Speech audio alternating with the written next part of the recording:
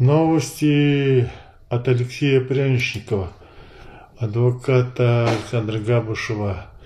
Сегодня удалось встретиться, он сообщает, что ему удалось встретиться в Новосибирской психоневрологической больнице с интенсивным наблюдением с якутским шаманом Александром Габушевым. Свидание длилось 30 минут. Чисто внешне по общению находится в том же состоянии Александр, в котором видели его последний раз в сентябре в Якутске.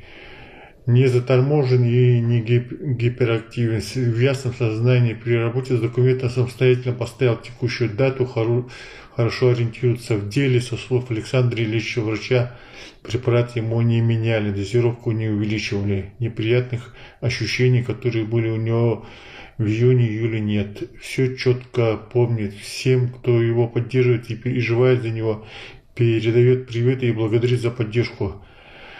Обнял меня и просил передать, что это для всех. Про этап ехал 2 недели. Сначала поезд Столыпин из Якутска в Иркутск, где 6 дней содержался в СИЗО в одиночной камере. После этого снова поезд до Новосибирска, где сначала 5 дней снова был в СИЗО, а уже оттуда в больницу.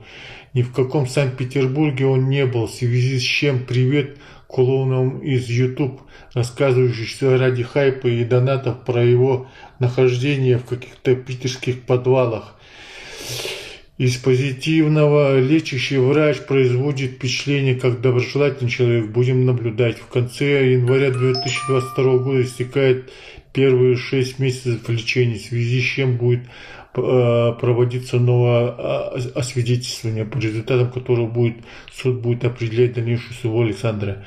О работе защиты в течение этой недели подадим конституционную жалобу, сообщает на принудительное лечение на 9-й кассационный суд общей юрисдикции. Будем доказывать нашу правоту там.